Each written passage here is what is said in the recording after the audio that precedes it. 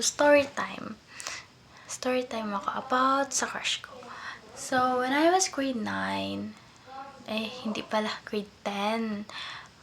Kakalipat ko lang galing sa Bohol to Batangas. And, nung pumunta ako ng first day, absent siya nun. But, I have a crush on him. Oo nga, cause nakita ko nga siya. Classmate ko. And, ganun nga. Lala. Then, yun, classmate ko siya for first quarter lang. Kasi sa second quarter, nag-transfer ako pabalik sa Bohol. Tapos, nun, pero yun nga, naging crush ko nga siya. I really admire him. Ang cute niya matulog. Super. Like, di ko alam. Ang cute niya matulog. Medyo atukin kasi siya. Tapos, yeah, he's handsome, attractive. Madami nagkakagusto sa kanya. I don't know.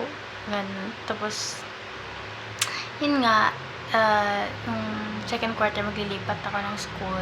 But before that, there's this girl na parang naging sila ata, or I don't know if naging sila ba or ewan. So, after nun, di sana ako mag-transfer nun ng second quarter. Pero, yeah. Siyempre, ikaw ba na makita yung crush mo na may diba? Yun. Then, ayun. Transfer ako sa Bohol. Tapos, years passed by. Doon ako hanggang grade 10.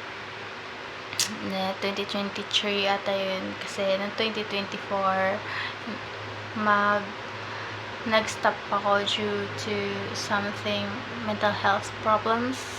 Kaya ganun. Then, after nun, around 20s, ang kulit na kapatid ko. So, ayun nga. Na-transfer ako doon kasi, parang, ba't may ako na-transfer? Na-transfer ako kasi sa, ganun, yeah. Kasi nung intrams, na grade 10 ako. Nakita ko siya, alam mo yun. Diba, medyo na siya. Hindi ako natuwa. Nung pauwi kami, naglalakad kami. Nandun sila sa harap, be. Ako dito, naglalakad dito. Tapos, nasa harap sila, naka-holding hands. O, sinong patutuwa dun, diba? Kaya, ayun, te. Di ako natuwa. Oo. Pag dating ko sa bahay, tunga ako. But apparently, may diary kasi ako. I have this secretary na ganun. And may nag-away-away sila dun before ako malis sa Bohol. And nabasa ng kapatid ko yung diary ko, which is very embarrassing because all I written it, basta, lahat na sinulat ko dun about sa kanya. Ayoko mag-name drop kasi parang ang weird naman, di ba, kung name drop ako. Then, ayun nga, years 23, 2024, 2025, and 2025, 2026. This year pala. This year. So, this year, I have a weird mistake, pero ayoko na yun. So, 2020, basta ngayon na year. March. Noong March 8, 9, ganun, around dun. Noong March 8, 9, basta. Yung kasi, noong around August 2025, pumunta kami dun sa parang place, like, parang place ng crush ko, like, parang bahay niya, ganun. Hindi totally bahay niya, parang, basta ganun. Then, di ko alam if lumipat pa sila doon, sinabi ko lang sa kanya, kasi may group project ko. Tinabihan ko yung friend ko na, I have a crush na nakatira dito. And he asked me about it. And, yeah, yun nga, sinabi ko sa kanya kasi ang pogi nga eh, di ko ganun. Ayun nga, inad niya. He's a bit bisexual, kaya ganun.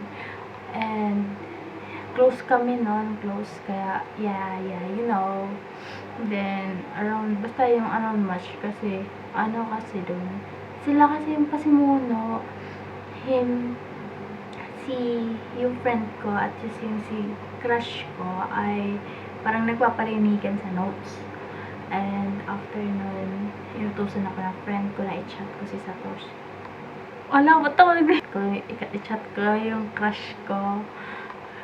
Then, yeah. Tapos, yun na, nag-usap-usap na, which is, ako talaga yung nag-chat.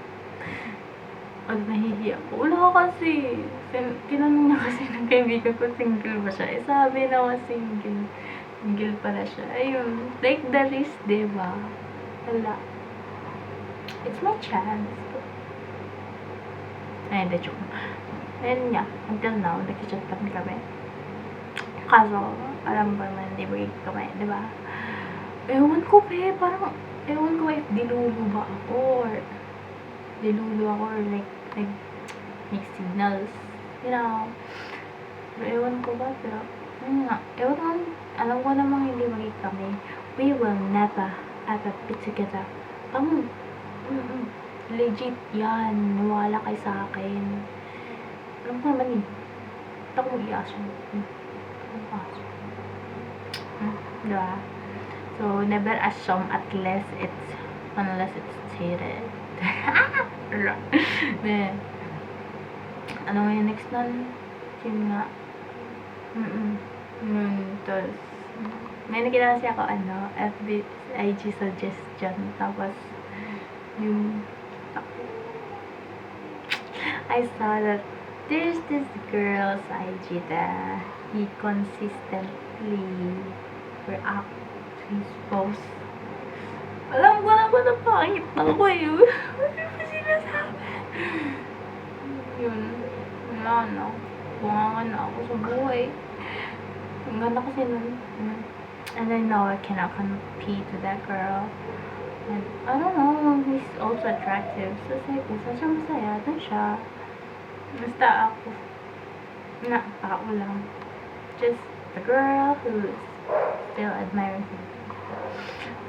And kung ganun. Edi, yun, congrats. Wait. Nagiging single tita ako, be. Kala mo, ha? Kaya, yun lang. Bye-bye. Pero paano maging kong? Bye-bye.